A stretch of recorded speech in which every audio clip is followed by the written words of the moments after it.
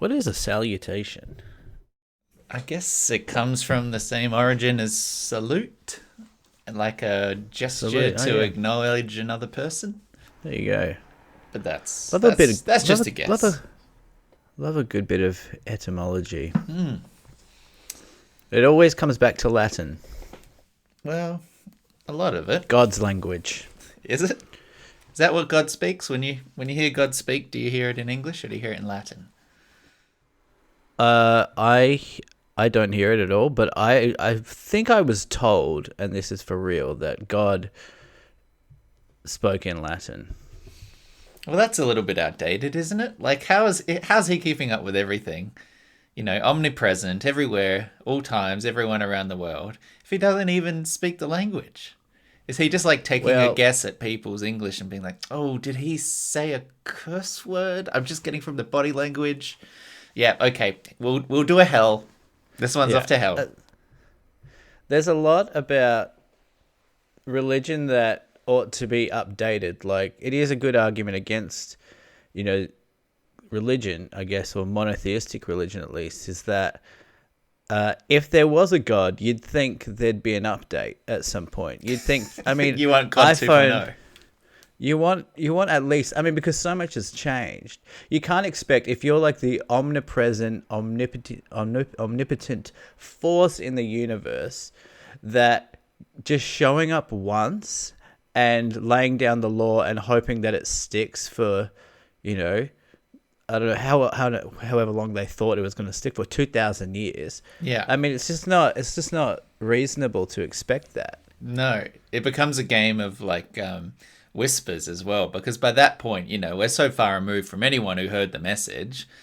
I don't think even if you are a benevolent God, I don't think that you can reasonably expect that message to stick around for millennia. No, no, and I think people do argue that the word of God is true forever. I mean, but society in that case has moved well beyond God's initial message. There's so much in the Bible that, even in the Ten Commandments, that just does not apply. Like half of the Ten Commandments, like 4 out of 10, are just about not having other gods.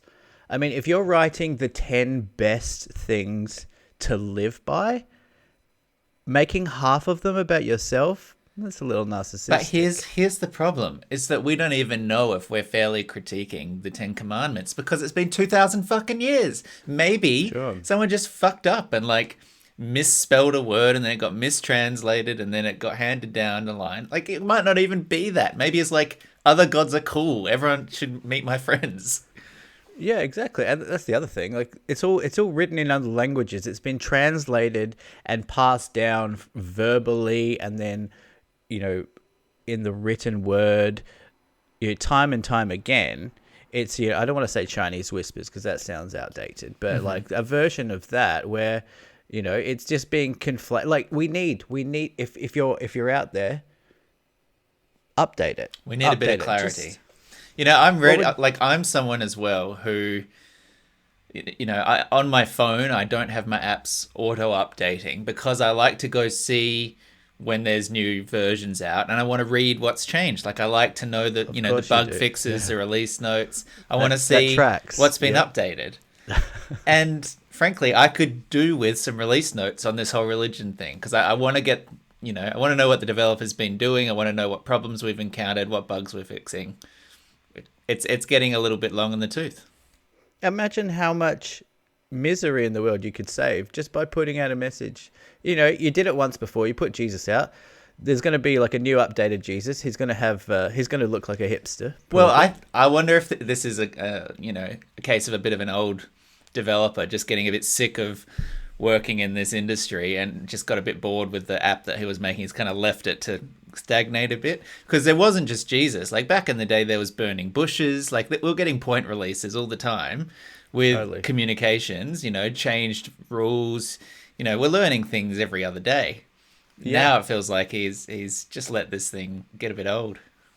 Yeah, it was a bit top heavy on the He was top heavy. He had a lot of He's- excitement right at the start, and you got to feel to like be- this project is no longer where his focus is. But to be fair, I mean, there's also millions of years and thousands of years when humans existed before Jesus, where I guess he wasn't around either. So he just shows up whenever he wants, I guess.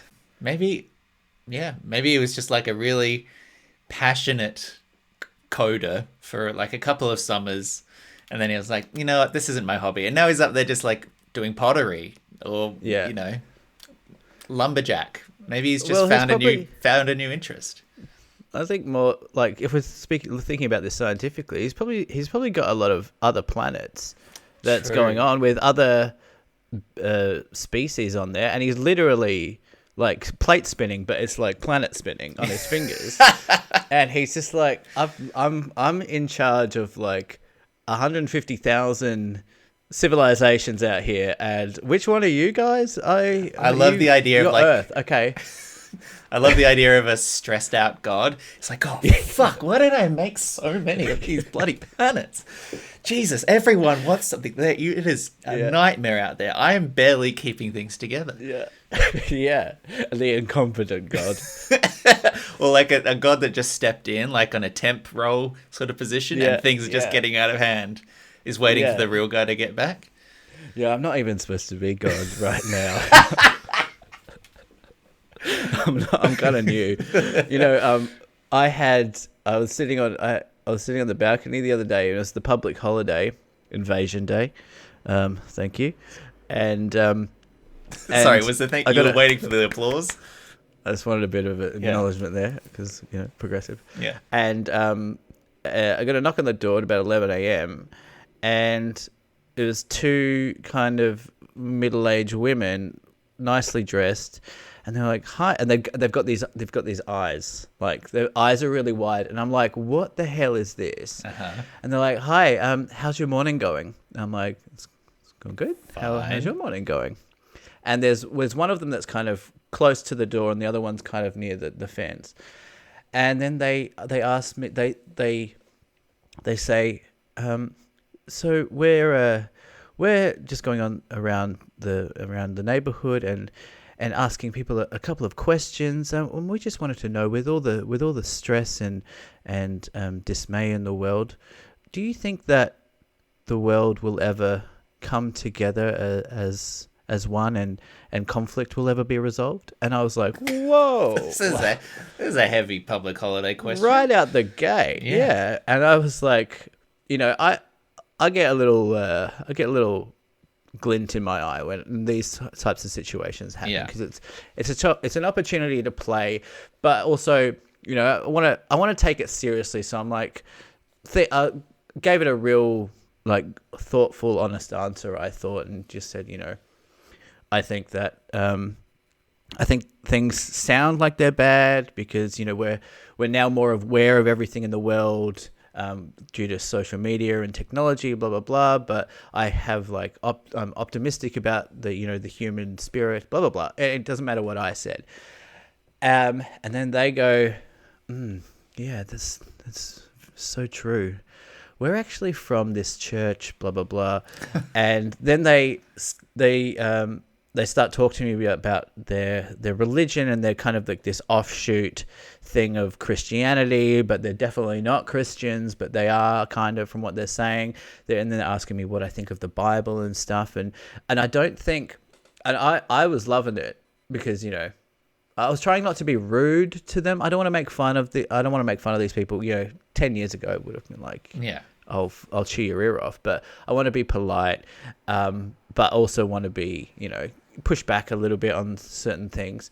And I really don't think that they were expecting it at all. Like, I just don't think that they're getting that kind of response in inner city Melbourne, where I think there's a lot of door slamming in the face because of people's views on religion now. But Yeah. I just found it interesting that there are still people going around kind of door knocking and getting you to like come to their church. I can't like, imagine that it works, right? So, like, the two options to me are: you open the door, you find someone who's not interested, or not religious, right?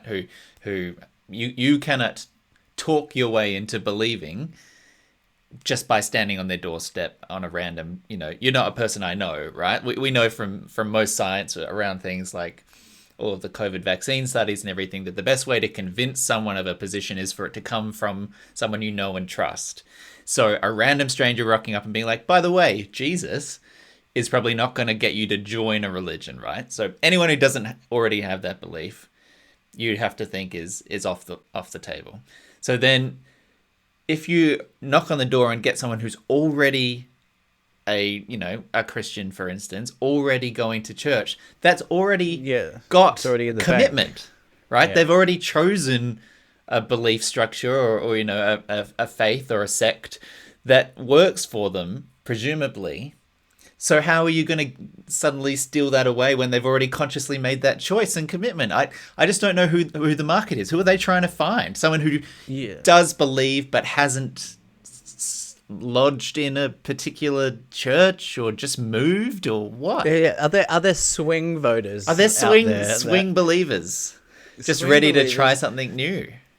Yeah, I don't know, and especially targeting a known progressive area. Yeah. It's I think it's just they think that's what they do. Like we're missionaries. I think that's part of it's inbuilt in religion that you need to spread the word and converting, which is a clever thing to build into your text, into your guidebook, your Bible, and it's true of all religions basically. Maybe apart from Buddhism and Hinduism, that spreading the word is the best thing you can do. Being a missionary for God, letting people know, and essentially what they are describing there is be a good marketer.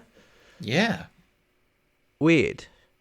Weird. It's not weird. It's a self-preservation technique. It's the same technique that a virus has. Like literally, Totally. The host needs to survive. You need to pass on and get to another host so that the entity continues to live. Like it is exactly a biological function, almost a self-preservation function. Yeah. It is. They have a lot of similarities to viruses, I guess. And that's why Jesus created COVID.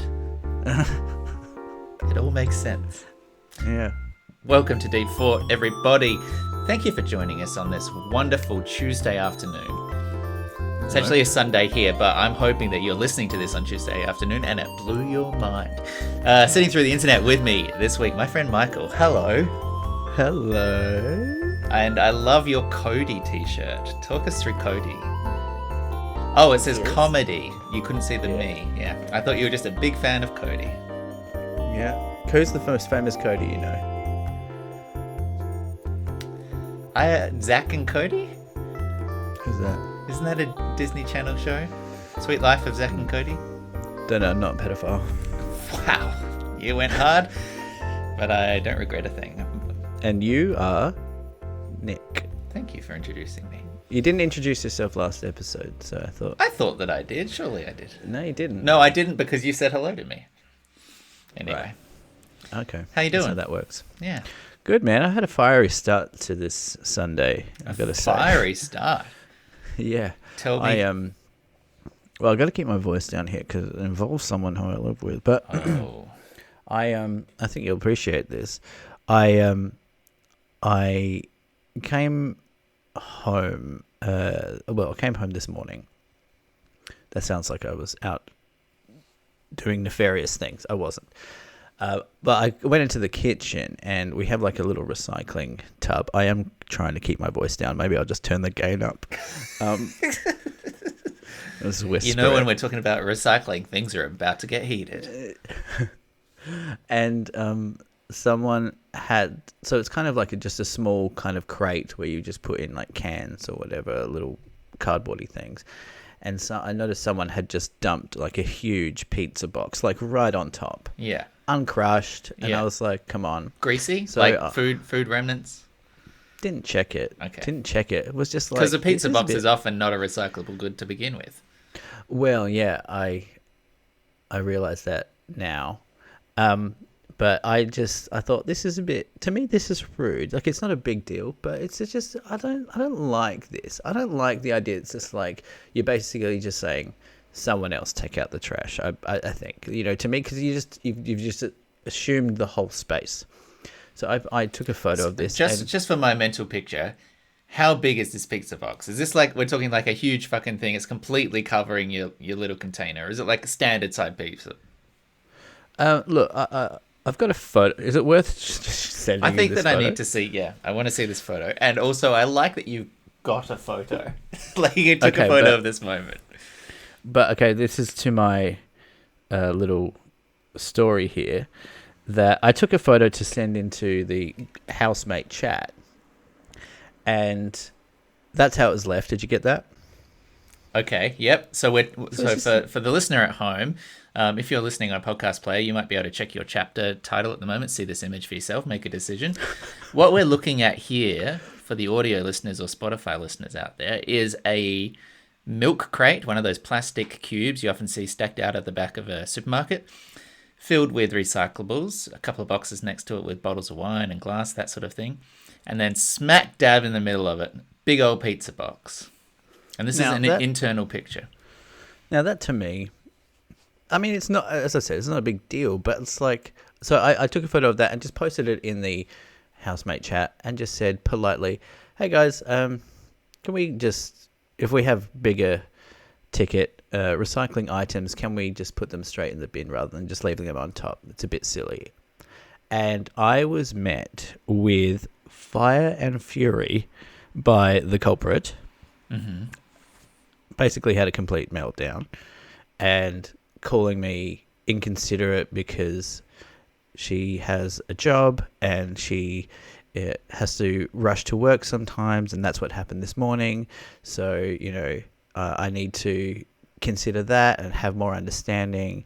And it was just the most defensive reaction to quite what I thought was just like, hey, can we just, I didn't even know who it was. And then it was also like, it was me, so don't be passive aggressive. And I was like, well, I mean, to be honest, I did guess who it was. Uh-huh. But for all I know, I don't fucking, there's there. 3 other people living in their house. Like, I mean, I was right, but I wasn't being passive aggressive. It's more of a, can we all just, it's more about consideration and courtesy. So as well, what's the distance here we're talking in terms of where your bin is? Is it like out the back, out the front? Oh, it's like you just have to, it's maybe 10 meters away. Okay. Yeah, I mean, so I just don't buy that. Anyway, I just, I feel like I'm a very, I'm pretty measured most of the time. I don't let things get me angry a lot. And I barely post on this housemate chat. Like when, we want to have open communication as a share house. And I think part of that is mentioning when you're slightly annoyed by stuff, or even, I'm not even necessarily annoyed. I'm just like, hey, to me, it's rude. I mean, I don't know. So for my understanding, it's a bit hard to see in the picture. Is it an empty bin or semi-empty bin underneath? Like, were it not for the pizza box, that bin does not need to go out just yet because you could stack plenty of other stuff in? Oh, there's like bits and pieces in there, but I don't know. To me, it's like just putting, what is it like? I don't know. It's just like tying up the bin bag and just leaving it sitting in the bin rather than putting it out. It's just like, just do it yourself. Sure. I don't know. It's not a big deal, but I just thought it was interesting that it was met with a lot of defensiveness and now have to deal with that. Well, I mean, I am also someone who gets frustrated when there's a full bin and things continue to be put on top of it or next to it instead of just taking the thing out. Yeah. I get that. I have to say that if I saw that pizza box on the crate, I don't know that I would have flinched at it in the same way. I probably would have been like, oh, you could have at least folded it and put it in there properly rather than like blocking the entrance. But I don't know if that would have hit my threshold for a group message. It might be, and I'm just going to completely speak out of school here. It might just be because I don't like this person at all. And I was looking for some ammunition. Okay, sure. Yeah. Well, I hope you got what you wanted then, because it sounds like you've had a fun morning as a result. You know what? Sometimes you kind of want the chaos, you know? Sometimes you kind of want a reaction. And Sure. there's a little bit of your primal brain that when, I don't know if you ever feel this. I think you're a little bit more, maybe a little bit more uptight. No, I was going to be actually give you a compliment. Okay. I don't know. I think you're a little bit more thoughtful than this, maybe. But there is a part of me, and I can feel my reptilian brain switching on sometimes, when you kind of love to get someone angry, or you love to, get a reaction out of someone, and it's a little bit of a turn on, like not sexually, but like your brain's just like, oh, exciting. Yeah, you fucking hurt me. Like you love to be. I don't know. I don't think that I have that particular streak, but I do know what you're talking about because I've seen it happen. But the closest I would get is, and actually KC is probably closer to you in that regard. So, for example, yesterday we were at a wedding, which was lovely. Are you fucking serious? Yeah. Why? What? Another fucking wedding. Oh, yeah. It's the third in like 6 weeks. Yeah, it's crazy. So now there's 1 month break, and then I get my fourth in 2 months, and then we're fucking done. KC is well and truly done with my friends getting married. I bet he is, yeah. He's like, we need to normalize friends only inviting friends and not inviting their partners, because I don't know these people. What's the point? And I'm like, okay, I can tell that you're getting a little bit tired of this. Wait, was that in reference to the wedding? Yeah. He was like, why am I here? I was like, well, it's because you're here because I'm here. That's so funny. Yeah. He's like an Asian Larry David, sounds like. Yeah, he does have a bit of that. But yeah, to be fair, he did have a nice time, and it was a nice day. But yeah, getting in that car where he's like, oh, third wedding in 6 weeks, it was a bit of an uphill battle. But so then we were there at the ceremony, which was at the top of this hill overlooking. It was beautiful, overlooking Sumner Beach, like beautiful vista, and they'd set up a little arch, and it was an outside ceremony, and it was really nice. But it was also rather steep, and there were a bunch of kids around. And while we were waiting for the bride to arrive, and there's that little bit of that sort of mingling time where they're like, please take phones off and don't worry about photos. We got it, blah, blah, blah. Casey was just watching all the kids running up and down this hill and being just like, you could tell, actively wanting one of them to stack it and tumble down the hill. Yeah. And I think that's that sort of lizard brain chaos engine kind of streak that you're talking about, where it's like, I just want something to happen. I just want, for my own amusement now, something bad to happen. And sadly, none of the kids tumbled. But it was perilous for a second. Yeah. Well, look, I said this the other day to Lauren, who was a little bit horrified. We were for, again, Invasion Day. Thank you. They had some jets flying over, like an air. Oh, like an air show thing. Like an air show thing, like 8 Flyby. jets. Wow. And I'm just like becoming a child. Where were you? Where is this? Well, because I live so close to the city, they just were. We were just on the balcony, and they just happened on the balcony. You could just see everything. It was incredible. Yeah. Like the sound, the everything. It was like, it's quite exhilarating.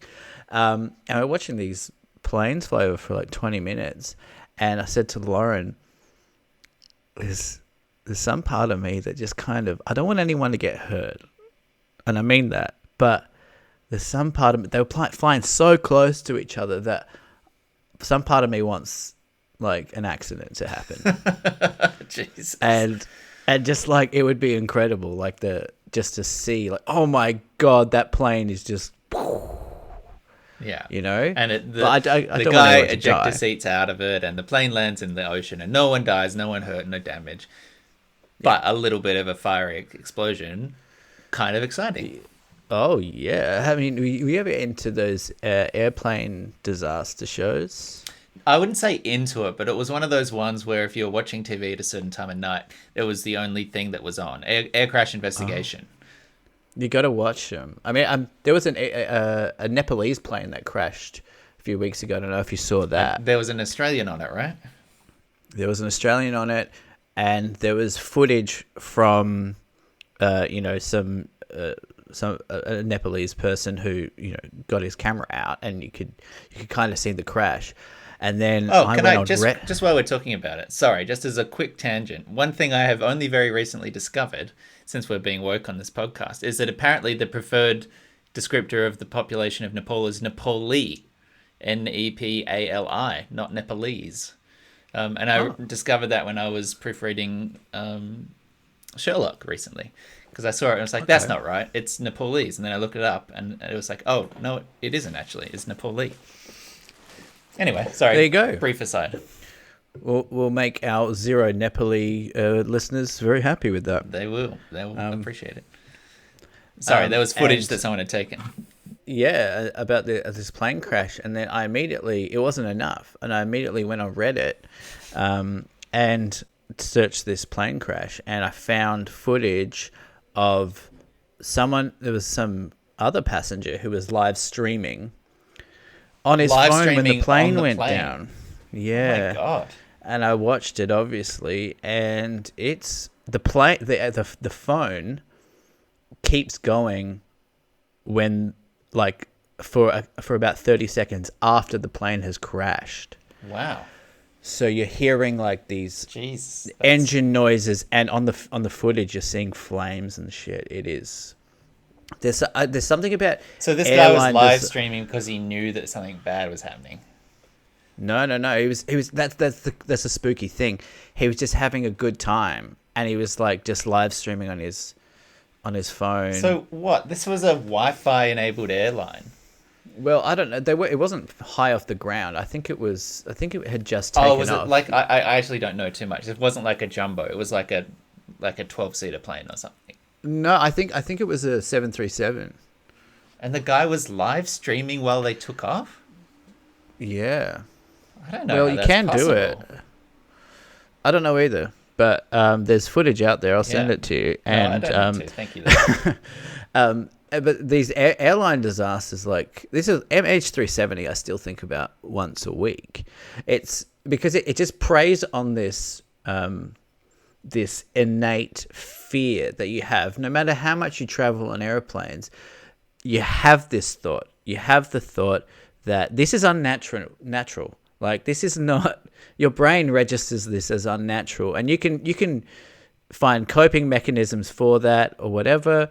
But I think on some level there is a certain amount of fear that we have as humans when we are, thousands of feet in the sky, which is natural.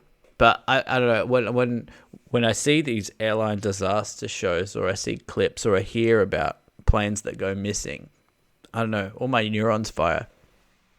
I don't think that I have that fear when I get on a plane. I really genuinely Neither do I. Don't think about. I don't know. I just trust it innately. You can rationalize it. Yeah.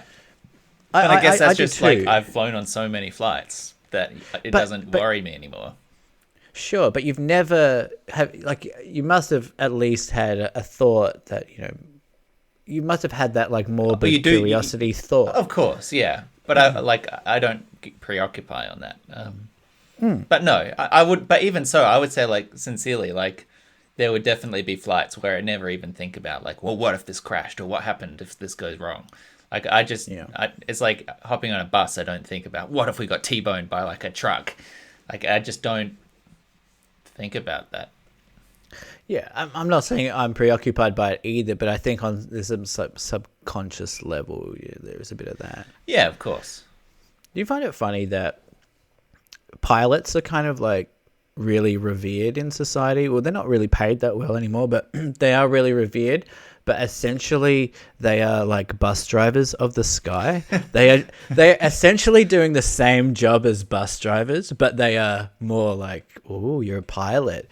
I mean, a pilot is doing, in essence, the same job as a bus driver, which is just taking you from point A to point B. It's true. It is interesting. I suppose it's because it's seen as so much more difficult and is much more difficult.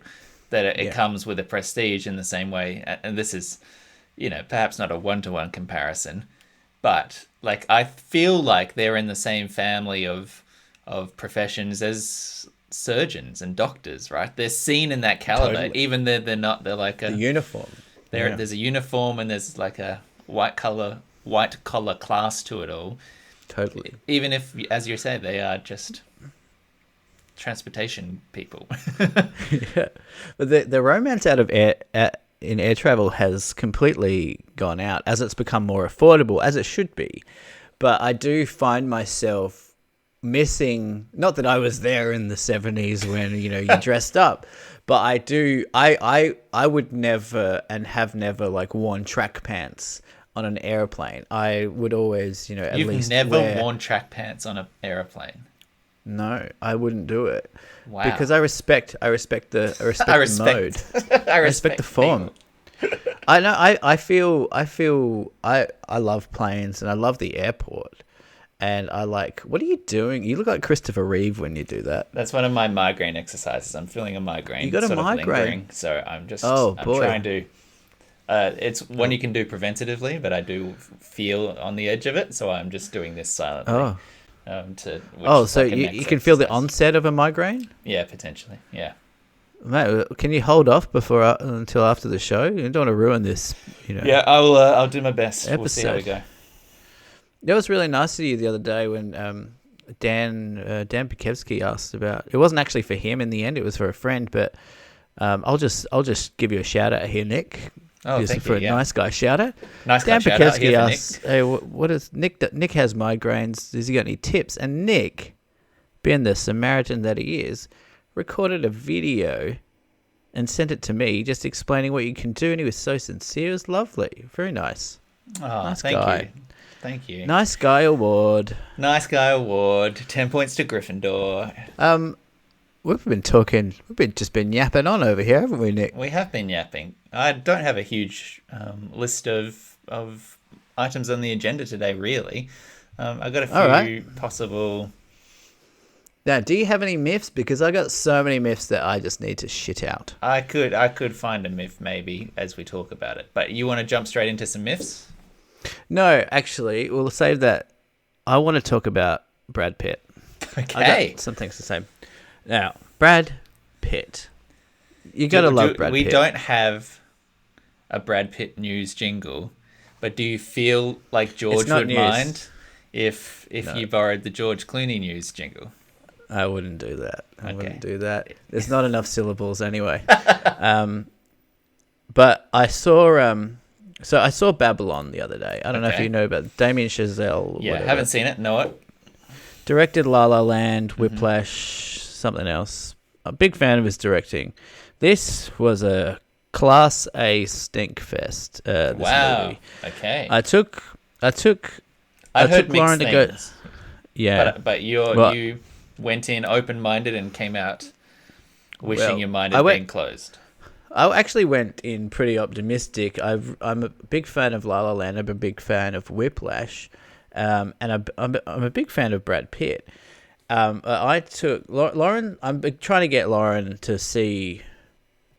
Well, she's not necessarily been a movie person, and I'm kind of like, I don't know. I guess taking her to see movies that she wouldn't necessarily go see. Yeah. And didn't realize that this movie was almost 3.5 hours, Jeez, that's a long movie. which is too long for anyone. That is like Avatar 2 length.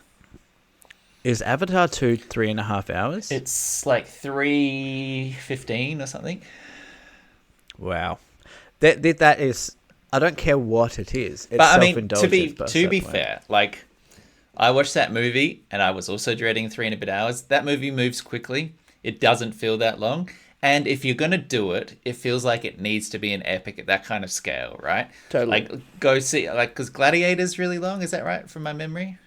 Oh, I can't remember. But No. anyway, like that kind of scope, like a big film, Yeah, epic. I feel like Yeah. you can earn 3 hours with it. If it's Yeah. like an intimate Hollywood picture drama thing, I like, it just doesn't feel like it earns it, right? No, I totally, I think that like Damien Chazelle is trying to place himself as one of these Quentin Tarantino, Paul Thomas Anderson guys, like in that kind of stratosphere, where they're just making great art, and some of them, 2.5, 3 hours long, but they're revered critically, and audiences love them as well. And I feel like he's a younger guy, and I think it really felt like this was his statement. It was also a movie about Hollywood, which already you're like, this is Oscar bait. And when you feel that, it's annoying because it's a movie about Hollywood itself, and it's like it's so self-indulgent. And look, it's a great movie, and I didn't bring this up to talk about this movie necessarily.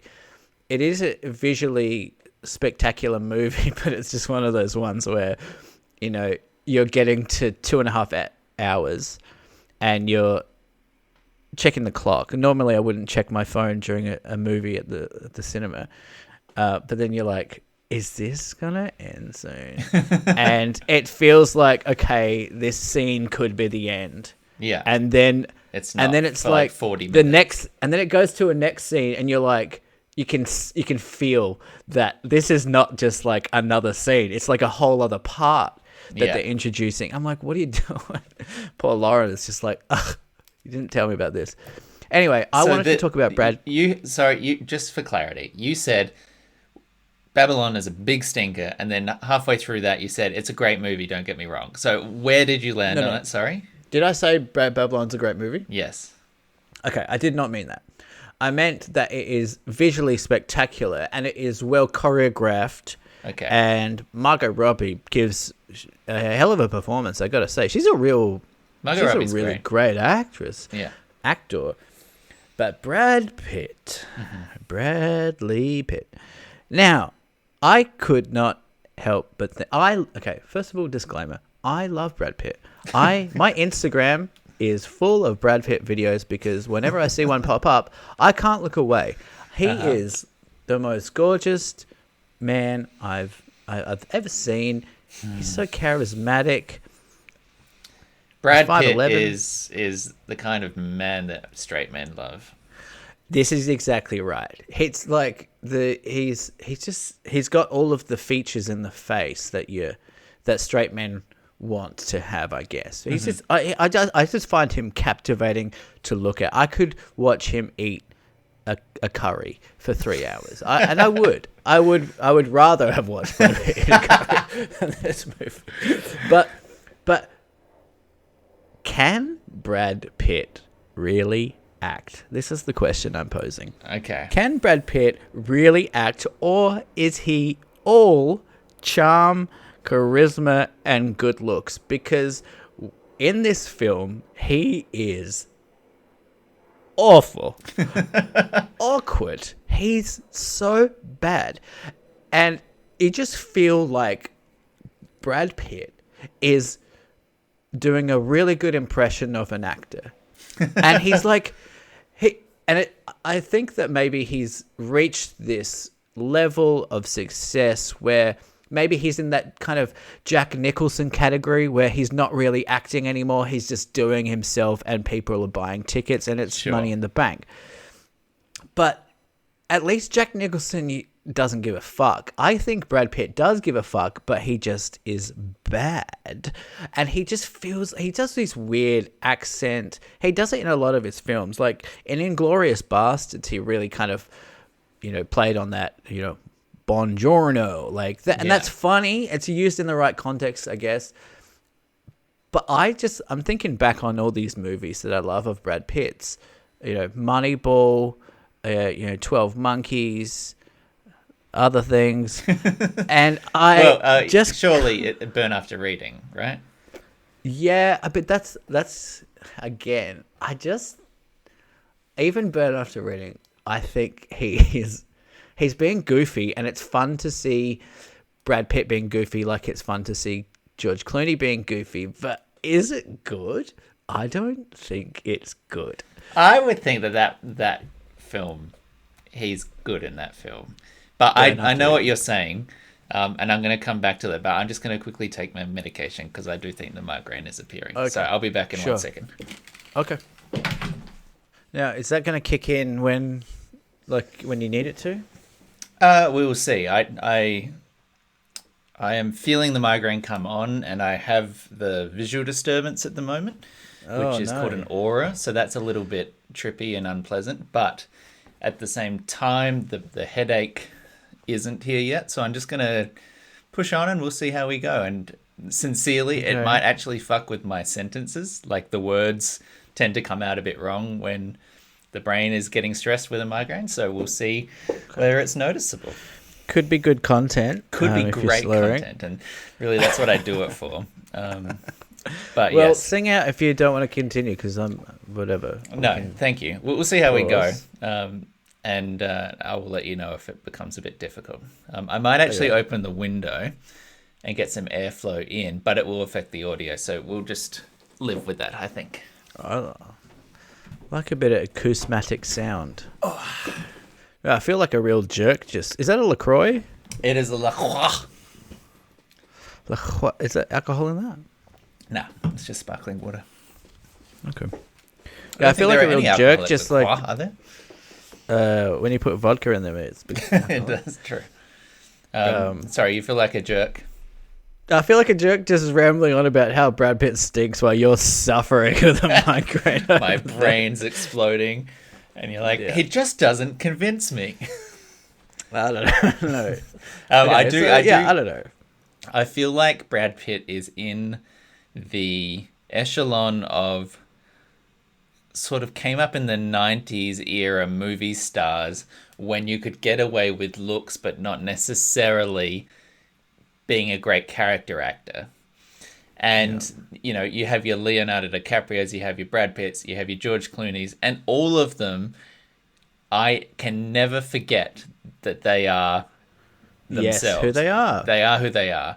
Whereas there's a secondary tier of actors from that era who you always buy because they sink into a character and they become someone a bit more. Absolutely. And I think today's stars as well, on average,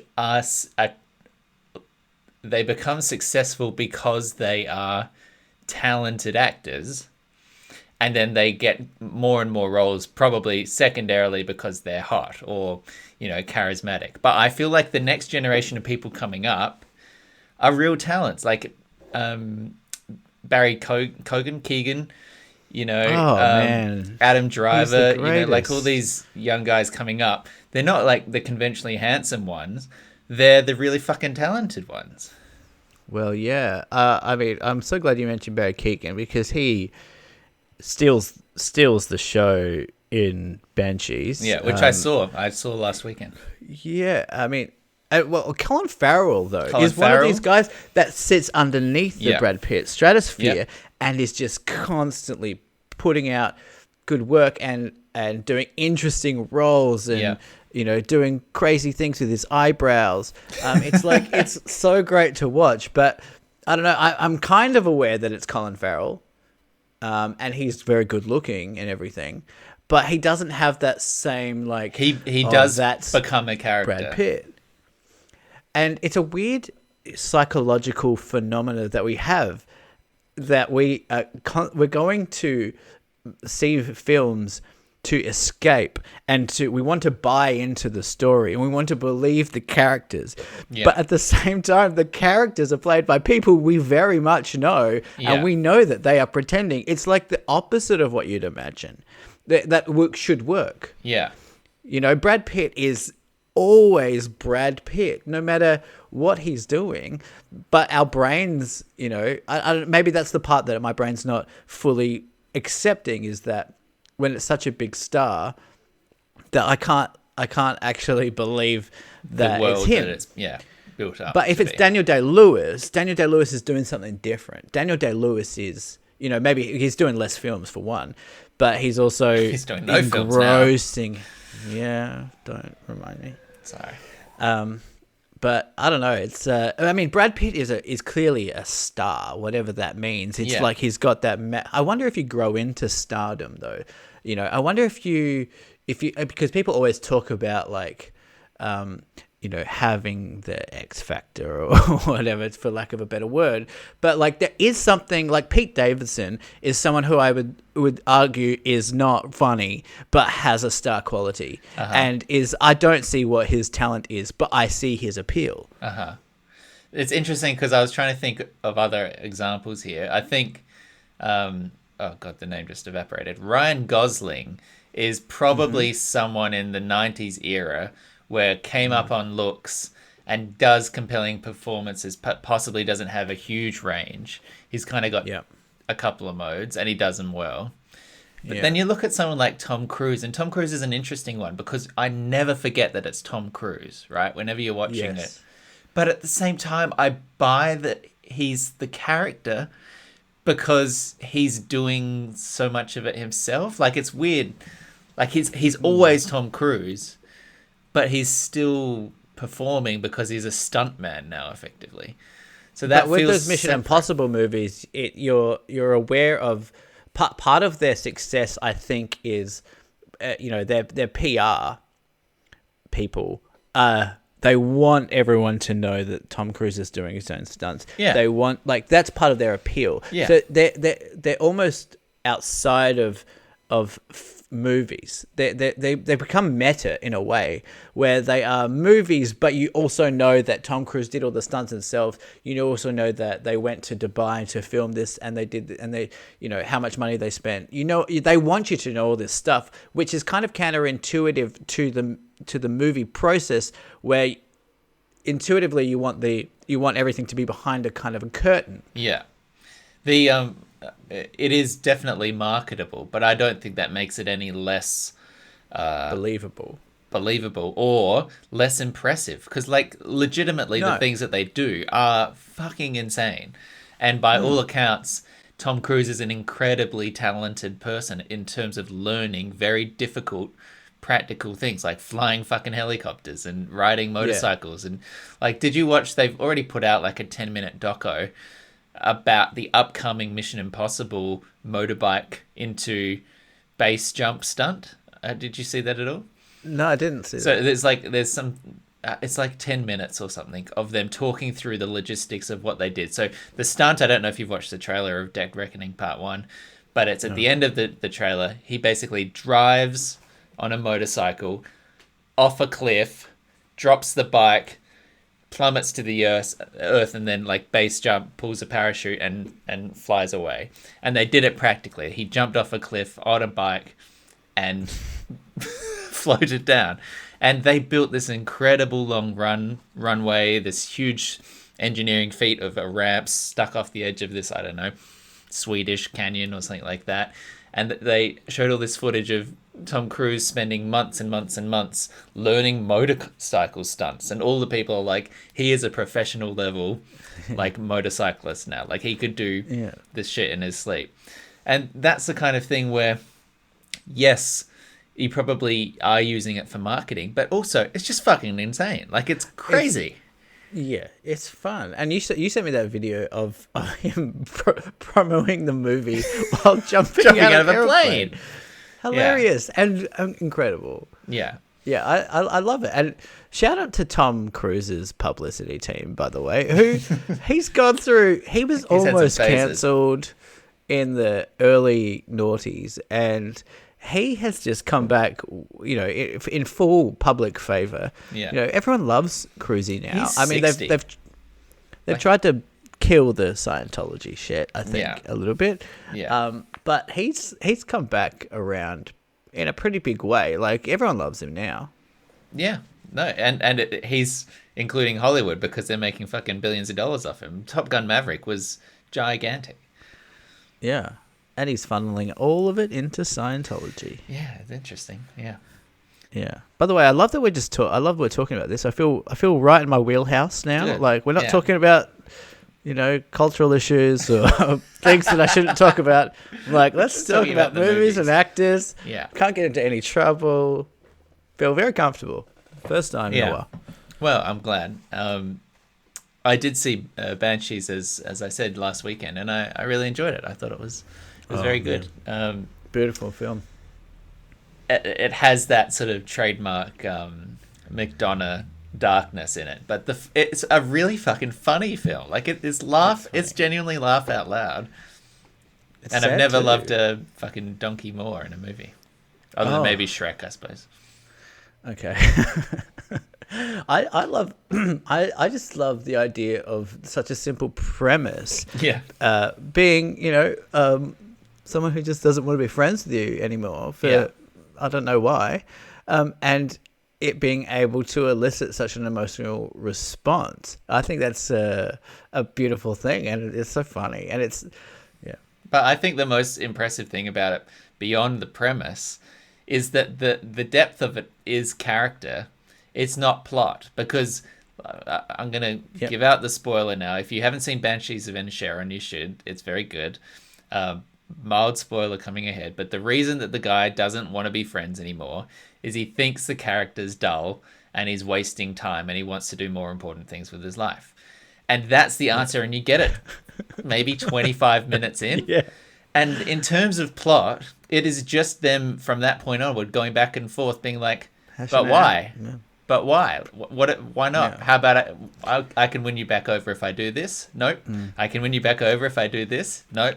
Like, that's all it is. And that's what's most impressive, is not fearing the simplicity of it. Simplicity, yeah. And it just being about two people, one of whom is kind of dumb. And he just keeps pushing it when he should really just fucking leave it alone. Yeah. I love those kinds of movies where I really I think this is why I kind of struggle with watching TV shows, because I feel like TV shows are almost by their very nature narrative based, and I genuinely feel like I struggle to follow narrative sometimes. It's part of the reason probably why I don't like Marvel films or Star Wars or anything like that, because I think that's mostly plot driven. Yeah. And I don't know whatever it is about my brain, but I cannot seem to follow it. I can't remember I have never ever remembered a character's name in a TV show or movie. I don't know who anyone is. I just know what the vibe is, and I can follow dialogue and I can follow energy. What's the main character of There Will Be Blood? Well, I've seen that movie 100 times. So. Well, okay. I'm just saying there would be some that you have registered. Well, I mean, even one of my other favorite films, Lost in Translation, I actually don't know the names of the two lead characters. I don't. But yeah, I don't know. I'm really glad you enjoyed that one as well, because that made me happy. Yeah, there was one else on that list of Oscar nom films that I particularly wanted to see, but I can't think of it off the top of my head. I haven't really seen many this year. I do want to see Tar. I saw that the other day. Yeah, like it? Do you want me to give you? Well, you can say you don't like it, but it's not good. I'm still interested in seeing it. I was so excited to see it, and I was a little bit disappointed, to be honest. Do you think that was hype? Meeting expectations, or you just, even with expectations, you wouldn't have liked the film?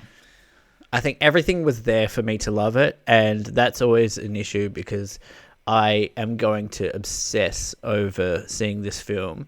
Like the music, there was like some political discussion, some cultural discussion in the shorts that I saw. Yeah. And I was like, oh, this is going to be interesting. And it was a good movie, and I would go see it for sure. But I was just a little bit underwhelmed. Yeah. No.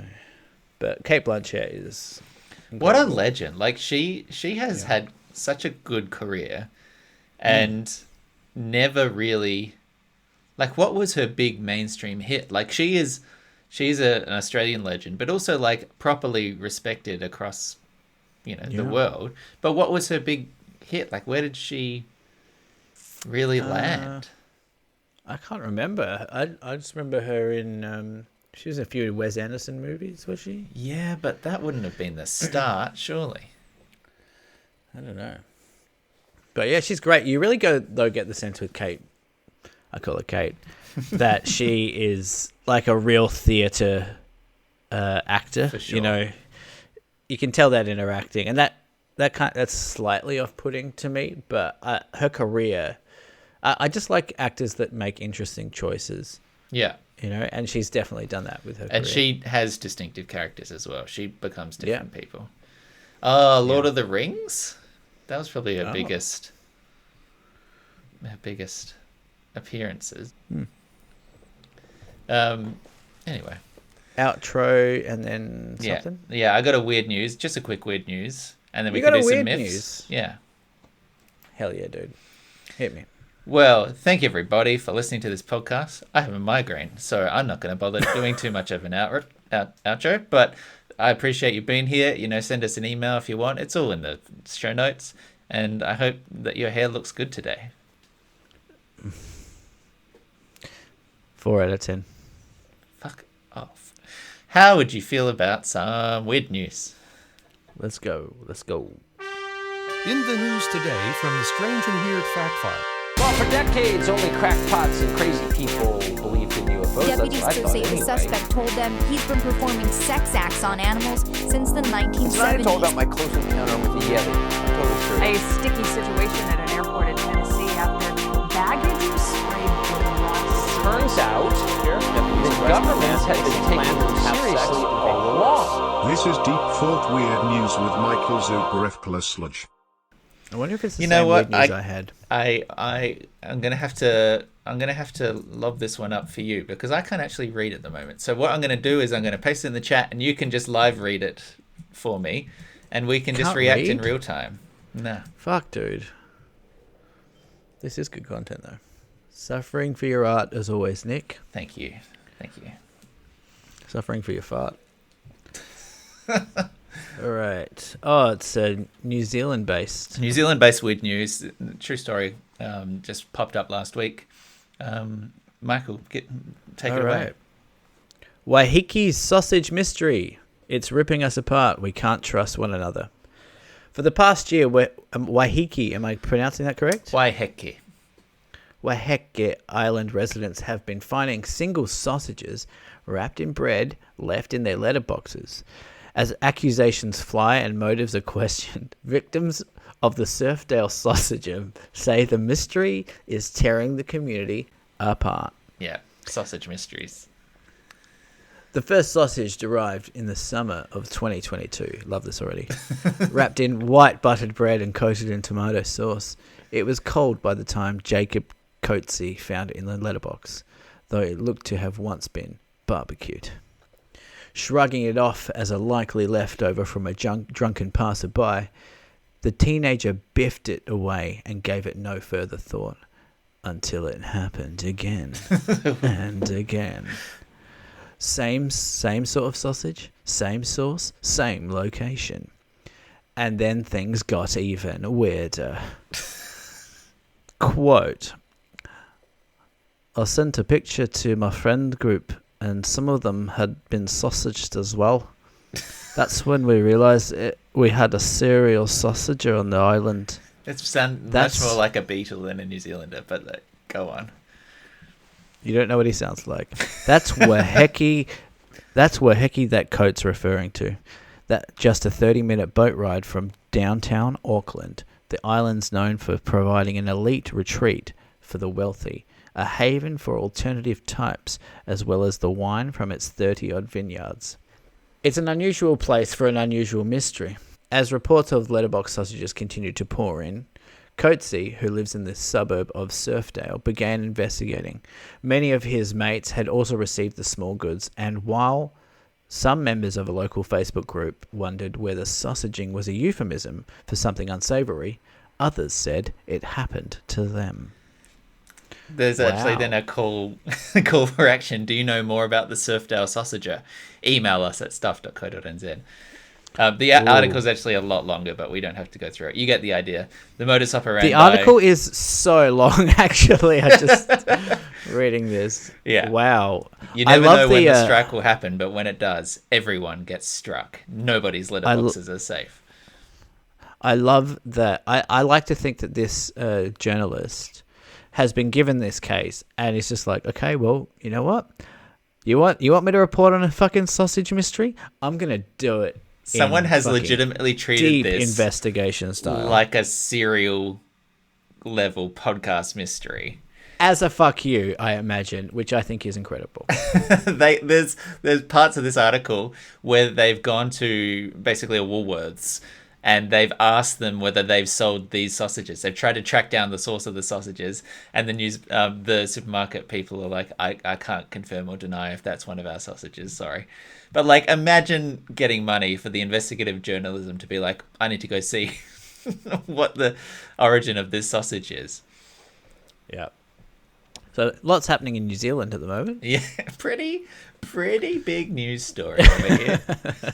There's some front page stuff. This is front page news. Yeah. How's Jacinda going? How's the vibe? Jacinda resigned. You heard that, presumably. Yeah. Yeah. Okay. The vibe is, well, we'll see what this new guy's like. Do people like Jacinda? Because I've been hearing that there's actually quite a lot of, you get, for not living in New Zealand, you get like a certain perception of Jacinda, which is like she's kind of beloved around the world. Yeah. By at least lefties and progressive, and she's just like a wholly good leader. Yeah. Kind of sticks up for the right things, has priorities in the right place. But apparently, that's not necessarily unanimous in New Zealand. For sure, there is a very vocal, very hate-filled minority that absolutely fucking despise her, and it is sort of this imported conspiracy level, like far right online hatred kind of thing, which has never really existed in New Zealand until this recent era. And some of it's tied in with the COVID stuff, because she's seen as this dictator that forced everyone to stay at home and lockdowns and close the borders and this, that, and the other. But some of it is legitimately because, like, Tucker Carlson goes on rants about her and uses New Zealand as this example of a dictatorship, and that then percolates back to New Zealand. And among a subset of outraged shitheads, they are just like incredibly misogynistic and like gross and horrible about her.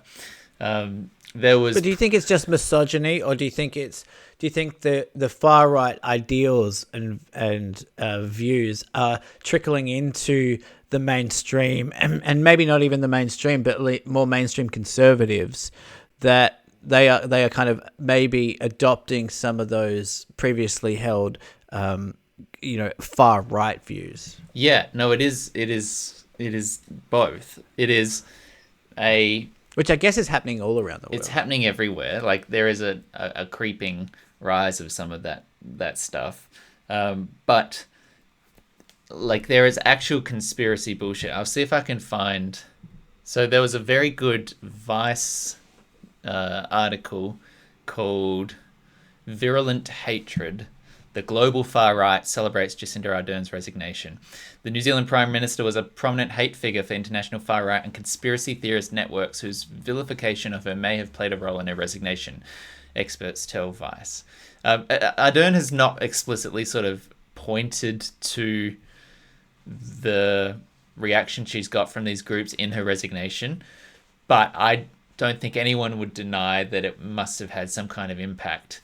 There was huge protests outside Government House for several months last year, I think it was. It ended in fires and the police moving these protesters on because they were squatting and making all these allegations about Ardern and the government overreach.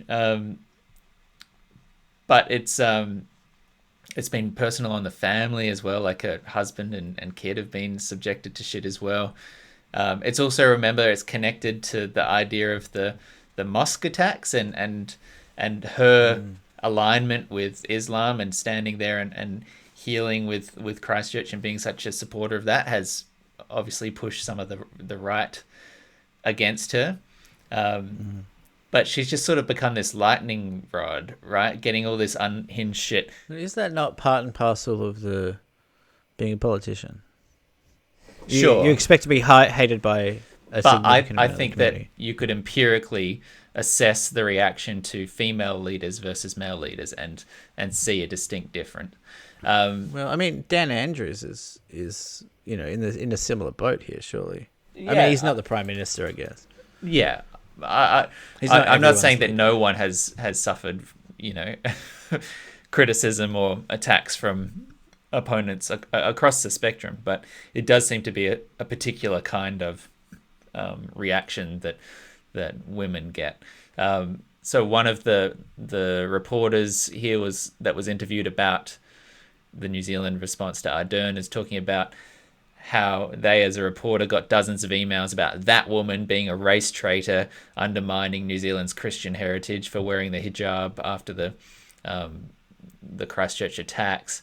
Tucker Carlson, as I said, was doing clips that were, Tucker Carlson called her the most appalling abuser of human rights of her own people because of the lockdown and border policies and that kind of stuff. He said that the lady with the big teeth who tormented her citizens and called her the most authoritarian leader that the country's ever had. What are the chances she was a puppet of the Chinese government? We don't have enough evidence to prove that, but we would rate that as about 100% likely. So there's all of this just like crazy bullshit that has been shared and imported, like actively imported from overseas right-wing stuff. And she just become a figure for hate. So there is definitely antipathy towards her. And I would argue that most of it is probably unwarranted. She is by no means perfect. No human is, nor no politician. But yeah, she's about as perfect as you can get as a politician. As far as you can go. The shit that she has dealt with. There was the volcano explosion. There was the COVID pandemic. There was the largest mass shooting in New Zealand history. Economic slump, international troubles, like the shit that she's dealt with in 5.5 years, it would be enough to exhaust just about anyone. So there was a definite sense of sadness, I think, amongst those who did admire her, that she had chosen to step down. Well, I'm sure she'll have a much happier life. I'm absolutely sure that she will. Yeah. But it has been a bit worrying to see the way that kind of conspiracy thinking has even arrived here. It's I don't know what it portends about the future. And little old NZ. Yeah. Now you have some myths you need to get off the chest. Yeah, we need to bring this up a notch before we bring it back down. So let's have a few Mikey. What is this segment called? Michael's Myth. Michael's Myths, but it's also our myths, Nick. It's our myths. Thank you. You're being very nice to me today. I appreciate it. You're sick. Play the jing. Michael's Myth.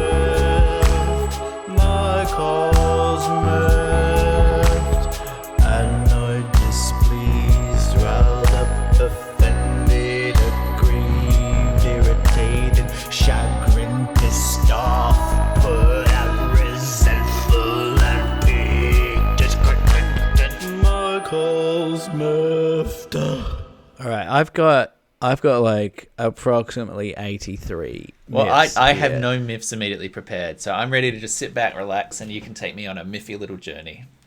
All right, I'll miff you right up, big boy. All right, I'm just gonna select a few from my notes. Do you want me to be the myth judicator and do you want to hear because I would argue that your pizza box recycling story is also a myth. Okay, you're leaving that in? I'm leaving that in. All right. Oh wait, I know it's the other boring story I told. The other. Yeah, that one might not make it. Yeah, okay. Okay, well, look, we don't need to make this a competition. I never intended this to be a competition. No. Yeah. Don't need to categorize them as major myths or mini myths or whatever you call them. Okay. I guess I'm asking if I need to engage at all. Or you just want to let loose? You can. I would like you to engage. It'd be better. Okay. I think if you did. First one is, it's kind of an obvious one, but nice to meet you.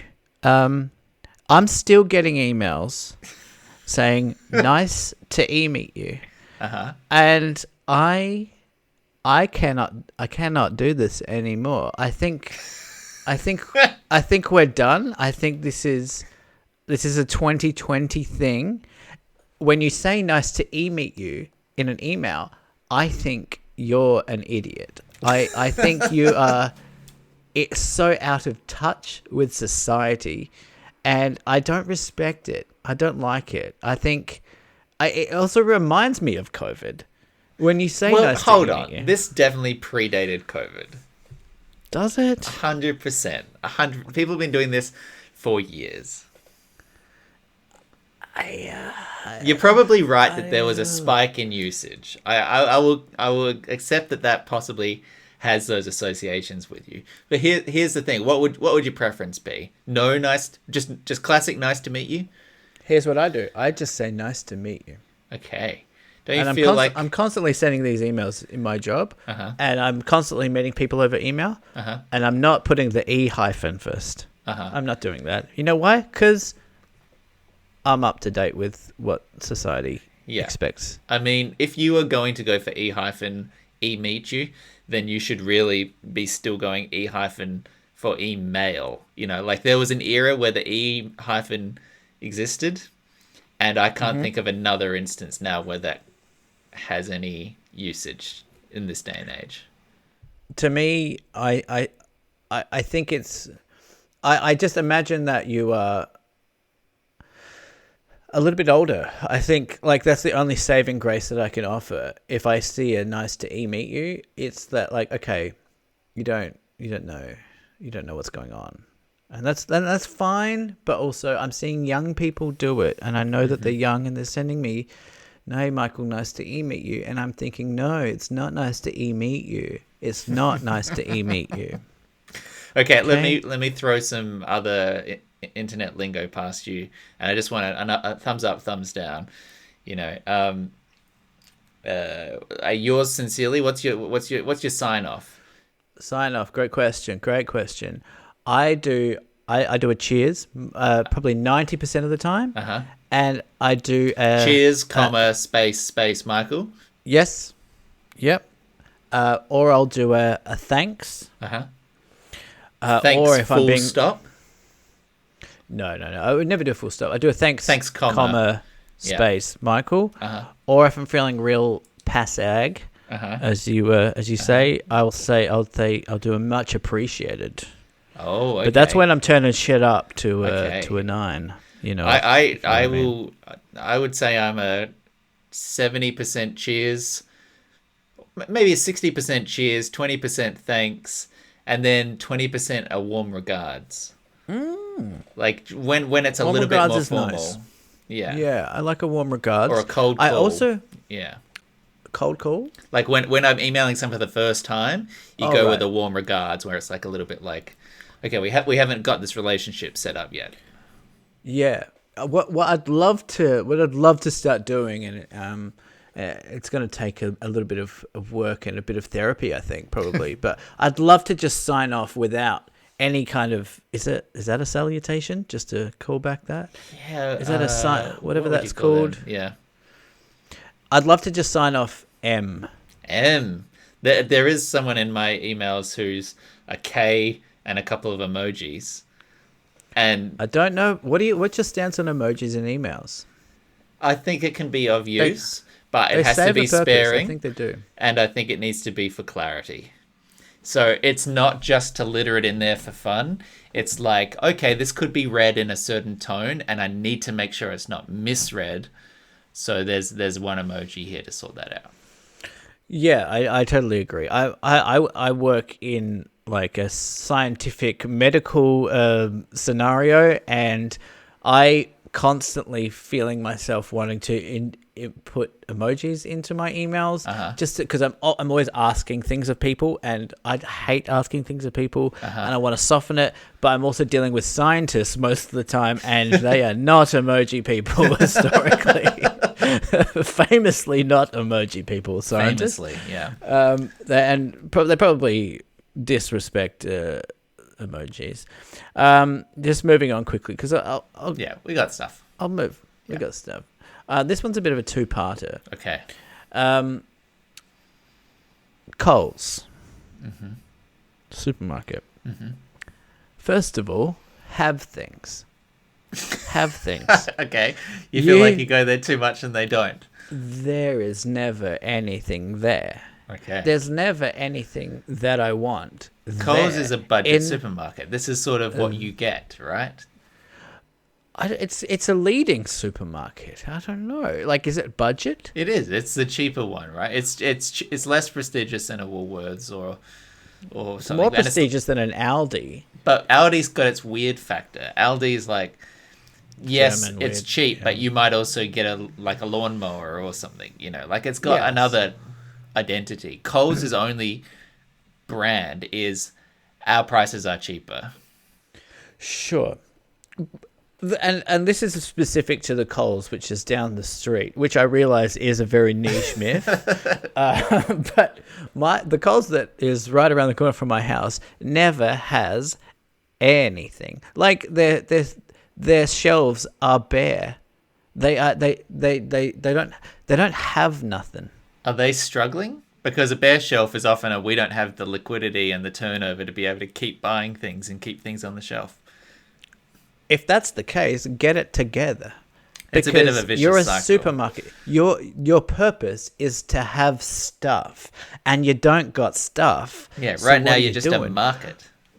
Who are you? I want to go in there and say, let's talk about your identity as a supermarket. I have to imagine that if they had more money, there would be more things, right? Because you can hire more people and buy more stock, and then the shelves are full. But here's the trap.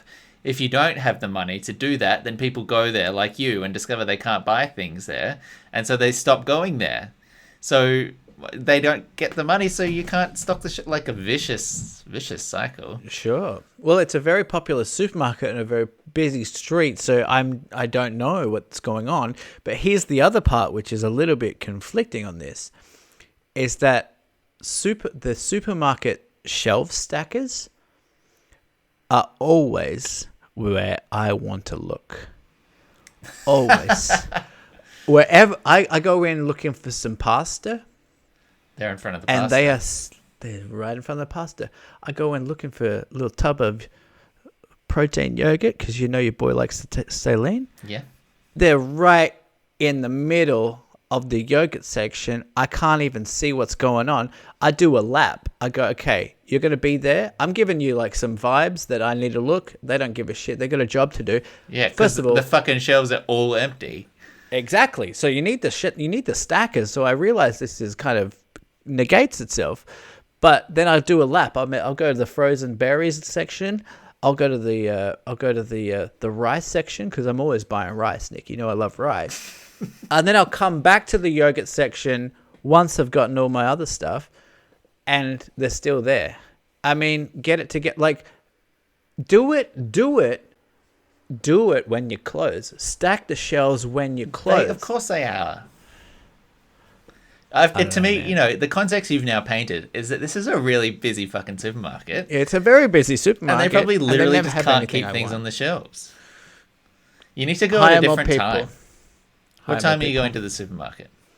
I go at all different times. I love going to the supermarket. It's one of We my have favorite pastimes. We have established I this. love going to the supermarket. Yeah.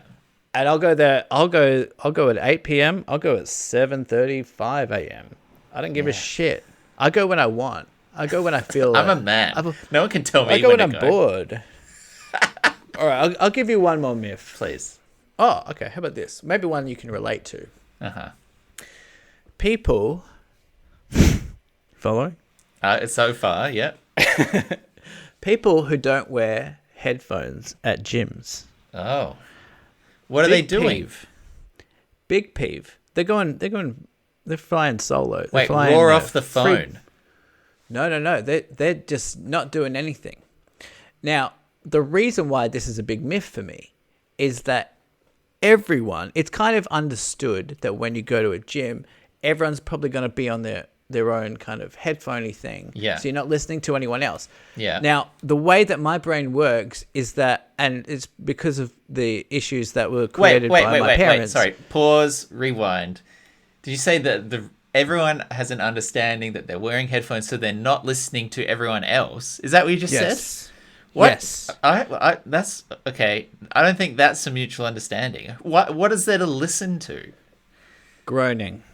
Now, this is where my childhood fucked me up, where noise was such a big issue in the house. We would watch a movie as a family, and if we rustled on the couch, it would be yelled at.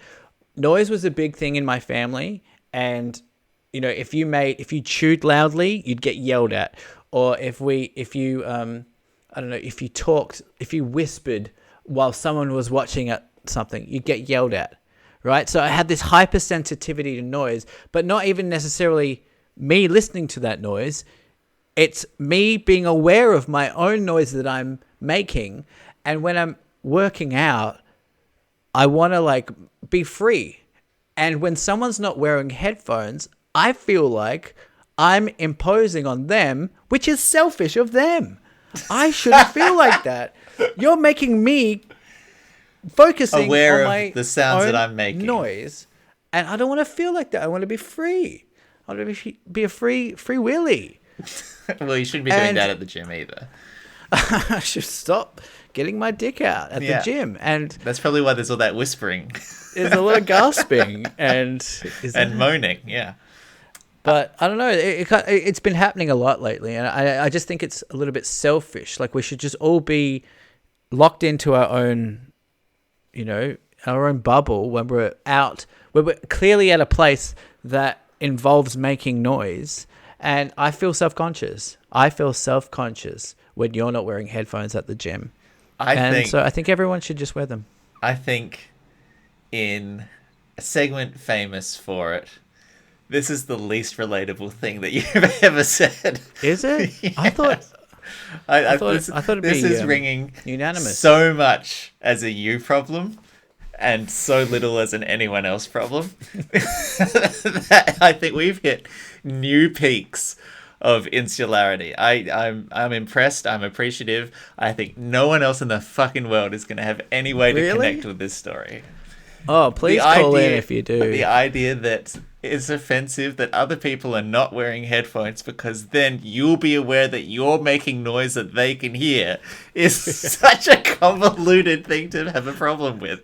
I don't know anyone in the same boat as you, but look, I hope you get the help you need, and if anyone out there also agrees, please chime in.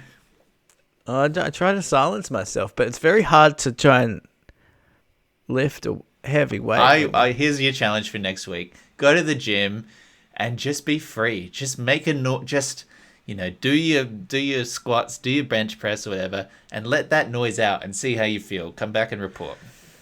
I don't know if I can do it. Okay. I don't know if I can do it. I'm gonna go have a nap. Okay. Yes, you do that. You sleep. I'll text Casey to tuck you in. Thank you. And say hi to Cody for me as well. I hope you feel better. Thank you. Love you. Bye. Bye-bye.